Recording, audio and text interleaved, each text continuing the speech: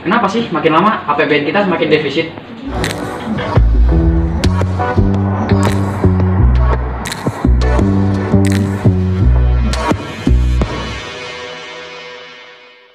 Kita utang itu kita pakai itu untuk membangun negara kita, Christian. Loh, emang harus minjam? Kenapa kita gak ngolah sendiri ya kan? Iyalah, iya sih. Kenapa harus minjam? Nah, kalau kita berhutang kan ada dampak positifnya juga untuk Ya, negara betul. kita. Tapi Kita menurut aku bisa lebih banyak membangun. negatifnya. Oke, baik, cukup. Nah, bagaimana perbedaan daripada anggaran defisit dan surplus ini? Lalu mengapa negara kita itu berhutang? Mari saksikan penjelasan share di layar berikut.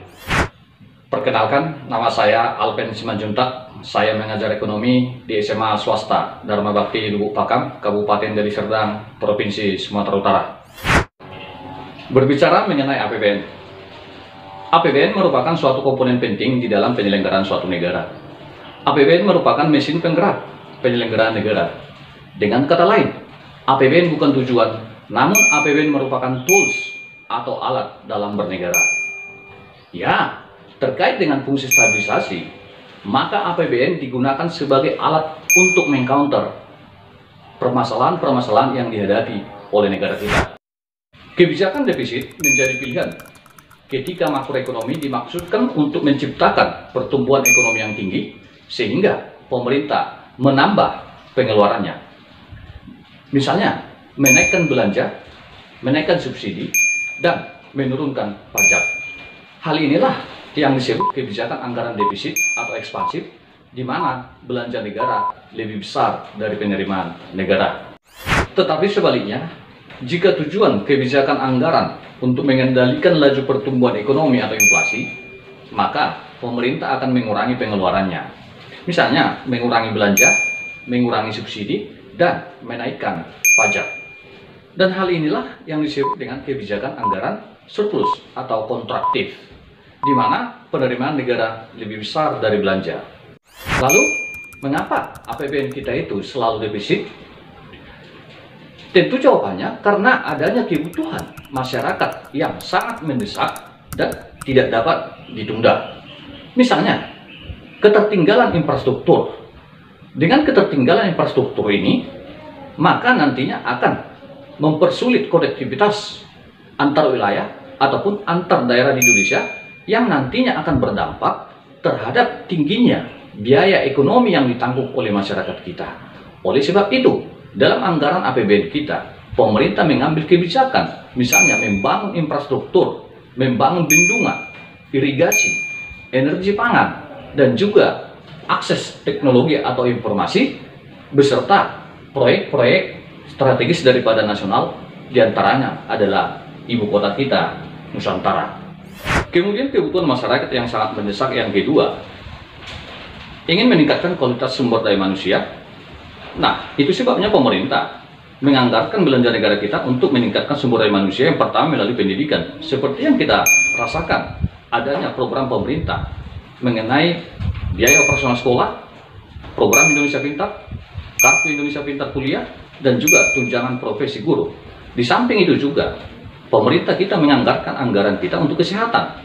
Di antaranya adanya program jaminan kesehatan nasional, adanya program penurunan prevalensi stunting. Di samping itu juga, pemerintah menganggarkan belanja kita terhadap perlindungan sosial. Di antaranya kita dapat melihat dan sudah dirasakan oleh masyarakat. Misalnya ada kartu sembako, ada PKH, ada kartu pekerja, ada BLT desa, bahkan subsidi listrik dan juga LPG. Untuk lebih jelasnya, bagaimana pemerintah menerapkan kebijakan anggaran defisit di dalam negara kita, dapat kita perhatikan di dalam postur APBN tahun 2024 yang mengusung tema perkuat perekonomian melalui transformasi ekonomi yang berkelanjutan. Di dalam postur ini, jelas dapat kita simpulkan bahwa pendapatan negara kita mencapai 2.802,3 triliun, sementara belanja negara kita itu mencapai 3.325,1 triliun. Artinya bahwa negara kita, APBN kita mengalami defisit sebesar 522,8 triliun atau 2,29% dari produk domestik bruto kita. Dari penjelasan di atas, terdapat kebutuhan masyarakat yang mendesak dan tidak dapat ditunda. Sementara pendapatan negara belum cukup untuk memenuhi seluruh kebutuhan tersebut sehingga menimbulkan defisit yang harus kita tutupi melalui pembiayaan atau disebut dengan utang. Lantas, salahkah negara kita berutang? Tentu jawabannya tidak. Utang kita pasti aman karena digunakan untuk belanja produktif. Sesuai amanat Undang-Undang Nomor 17 Tahun 2003 tentang keuangan negara, di mana defisit APBN masih terjaga kurang dari 3% terhadap PDB dan rasio utang kurang dari 60% dari PDB. Perlu kita pahami filosofi utang. Utang bukanlah barang haram jika dimanfaatkan secara produktif sebagai tambahan modal dan untuk membiayai pembangunan. Selanjutnya, utang merupakan deferred tax atau pajak yang tertunda.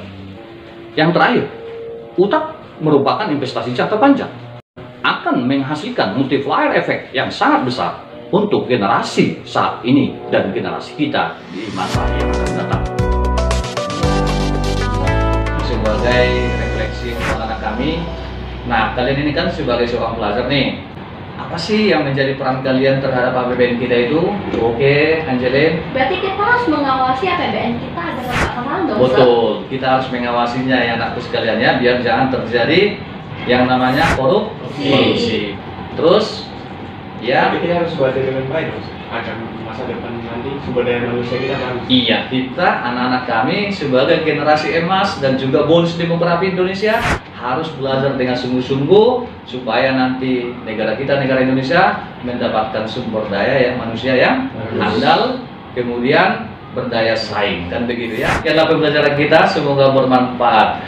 Generasi muda, Peduli lingkungan kita.